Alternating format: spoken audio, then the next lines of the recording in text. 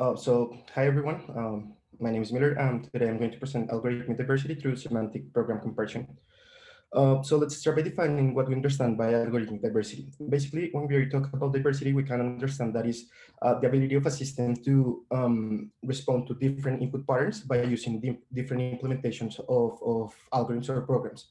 And the thing is that even though we have different implementations, we expect that each implementation must be able to correctly respond to every input. However, these implementations not necessarily behave the same way or have the same performance under the same input patterns. And that is the thing that we would like to exploit when talking about diversity. So we want to be able to have implementations that are better in some input patterns than other, and we want to exploit that in a way that we can holistically improve the system performance. However, when talking about diversity, we cannot assure that two implementations that we are giving to our system are actually different, because they can, even though their syntax may be different, they can contain the same pitfalls or bugs, or even more, they can contain have the same behavior, right? So we would like to be able to measure the different if the implementations are different, because one common idea that one can have when talking about diversity is that, for example, increasing the number of algorithms will increase the number of or will increase the diversity of the system. However, as I said, we cannot assure that the implementations that we're giving are different enough to be considered different programs, right? So we would like to be able to measure how far or how close are those implementations, and even more, we will also like to define a threshold to define how different they are supposed to be in order to be considered different programs to add diversity of the system. For address those questions, there are some existing techniques or metrics. However, these techniques or metrics are kind of a black box approaches, because they focus mainly in an input-output relationship for the first one, and in the second one, the Shannon index. Beforehand, they assume that the programs are basically different before even adding that to the Shannon index. Actually, the Shannon index is caring more about how the deployment itself that the implementations, right? So we assume that the implementations are going to be different, and after that we are going to compute how the system is going to interact with the diversity implementations, right? And there are other approaches that use syntax comparison. However, as I said, when you have syntax comparison, you can easily get fooled, because the implementations maybe look different, however behave the same, because the semantics is the same, right? For example, if we take a look at these max min implementations, we are going to see that the algorithms themselves are exactly the same besides the comparator, right? However, if we analyze it using an input-output relationship, we are going to determine that these algorithms are actually different, because they respond to different questions. And in a syntax perspective, we are going to determine that they are once again different, because they have this different comparator. However, if we analyze it carefully, we are going to see that as the implementations is exactly the same, they may contain the same bugs, or even more the same behavior. So for example, if we happen to have two implementations that have some preference for kind of input patterns, we are going to have the problem that we are going to translate that preference or that bugs to the other implementation, because the structure of the program is basically the same, right? So for trying to accomplish that we can analyze the structure of the programs, we need to start thinking about semantic analysis. And actually, for semantic analysis, there is a lot of work that we can find, and we wanted to divide into three main categories. The first one, the first two are the symbolic execution and abstract interpretation, which use abstracted forms of the programs and generate insights from the programs. However, the problem with these techniques is that for trying to accomplish similarity or equivalence, they use theorem provers. Therefore, they're limit themselves limit themselves, because the theorem provers only can answer questions like are these two formulas equivalent, and therefore we can start only answering questions like a binary question, that is, are two programs equivalent or not. However, we are looking to determine if the programs are close or far because of their implementations, right? So these kind of techniques are not that helpful for our purpose. And the other one is the control flow graph approach, that basically uses that representation of the programs and start analyzing the similitude between the graph in order to respond to the question that we are looking for. Actually, this is being used in automated grading for programming courses. That is a really interesting thing, because when you have a bunch of students or several students, you don't have to worry about you don't you can worry about the syntax part of the algorithms, and even more, the students can come with solutions that are as different as they want, right? So based on that, we can start thinking about comparing programs in a way that we can define that how close or how far are they from some model programs that the professors are going to define in order to quantify the students, right? And based on that, the things with control for graph is that we can have into account or taking into account the four main concepts that we would like to start studying when talking about diversity. That is the structure of the programs, the order of the statements, the control structures that were used, and even more, the data structures that we'll use. So this is things that we can easily capture using the control for graph representation of programs. So for that, because of that, we decided to go with this approach, and there's actually a method that is called the neighbor machine method that help us to translate from the program similitude domain to the graph similarity domain, right? So we now have to think just to how can we compare that to graph are similar, and even more, this technique is also going beyond because it translates the problem from graph similarity to node similarity, because we can define the graph similarity in terms of the individual scores of node similarities. So basically what we need to do is like to compute all the possible pairs of nodes of nodes, and the similarity is scored for every pair of nodes. And after that, we simply need to match using the similarity values. What are the most similar nodes between them, right? And after that, we are going to have an individual scores match for the nodes, and after that, we simply now can sum up for these similarity values, and after that, divide it by the total number of nodes, and then we are going to take the graph similarity.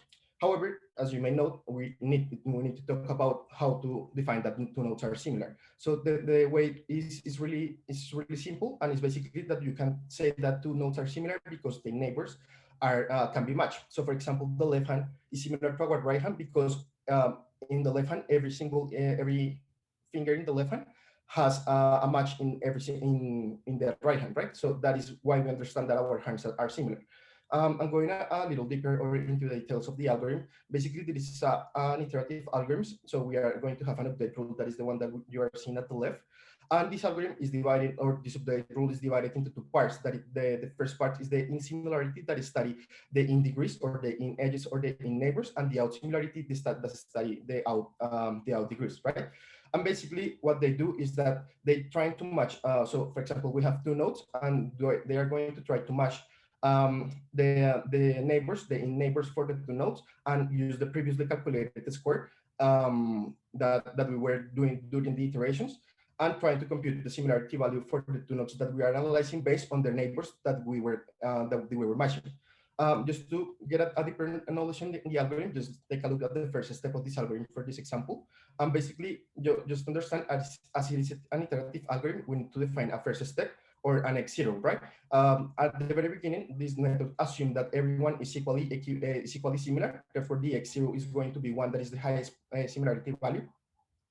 And if we take a look, for example, at the four nodes, that is the one that are in red, we're going to see that they both have three in neighbors and two out neighbors, right? So if we take it into the formulas, as everyone is equally similar here, we actually don't care that much about the matching, because we are only going to assume up to the minimum number of degrees and divide it by the maximum number of degrees. So we are doing basically a ratio between the minimum and maximum degrees that the nodes share, right? So that is the way that we can study the structure of the graph. However, as you may note, we are not analyzing yet the structure, the code part of the nodes, right? So we were caring about the inputs, the input and the in and out neighbors that compose the structure. However, we are not caring about what does the node contain itself. So for doing that, we first need to think about how we compare those nodes without actually caring of the structure, right? So the thing that what we decided to use was comparing the blocks using the minimum edit distance at instruction level. So basically, what we are going to do is compute how many instructions how many instructions do we need to edit, change, or remove in order to make those blocks equal, right? So once we have this information, we can now compare the two nodes just based in the code, right? And now, after that, we simply need to add this information to our update rule in order to now being able to compute a similarity score that is based on the code itself and also the structural part of the program, right? So this is basically how the neighbor matching method works. However, this method is still not complete because as it is designed, it is designed for detecting subgraph isomorphisms, and that result in detecting subprograms isomorphisms. And this is problematic because when you have an NP program, an NP program is a subprogram of every other program, right? So for example, if we use this metric so far, we are going to say that the empty program is going to be similar or highly similar to every other program, and that is not true, and that is not what we are trying to accomplish here. So we think that it is because there is a lack of information in the structural part going beyond the neighbors, and also because when we are doing the match, we are only dividing the weight of the match by the minimum number by the nodes that we were able to match. So that are the main things that we find in this approach. And for addressing it, we decided to use the local relative entropy, that is basically an index like the minimum edit distance for the code, to determine the similarity between the nodes based solely in the neighborhood structure. However, um, the difference between the previous structural analysis and this one is that we are using the distribution of the degrees of the whole neighborhood. So it includes the neighbors of the node that we are analyzing. So we go a level beyond when you use this technique. Even more, this technique is not iterative, so we can pre-compute it at the very beginning of the analysis and give it as an input for the update rule in order to better perform the similarity scores. And the final part, that is the normalization. Basically, as I said, we were using the match weight and divided by the nodes that we were able to match. However, there are a lot of nodes that we were not able to match, sorry, in some cases, and therefore these nodes are just being ignored, right? So the thing is that we don't want to ignore that information because we know that information is valuable. So we decided to divide it by the maximum number of nodes in order to discount that information that is not very much. And that will help us to avoid subgraph isomorphisms.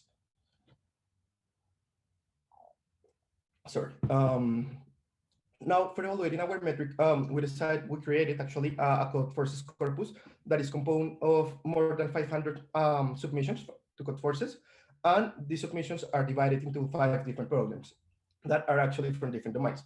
But right now, I'm going to only show the results for the OK category. That is basically that pass all the test cases.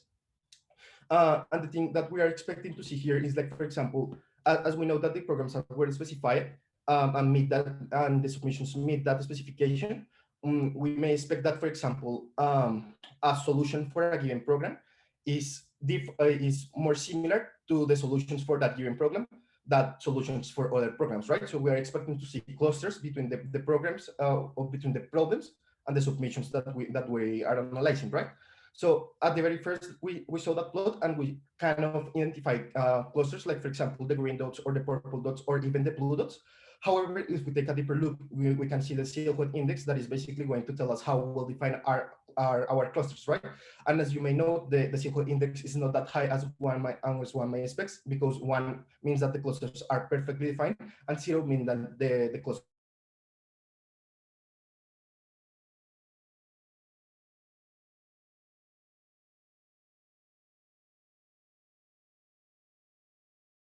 to being highly similar in those parts, however changing the implementation in the core of the algorithm. So these kind of things make the clusters overlap themselves. And even more, if you take a deeper look in the blue dots, you're going to see that there are kind of 2 clusters there, even though it is in the same problem, right? So that is because basically, as I said at the beginning, having an input-output relationship does not necessarily mean that we are going to have similar programs, right?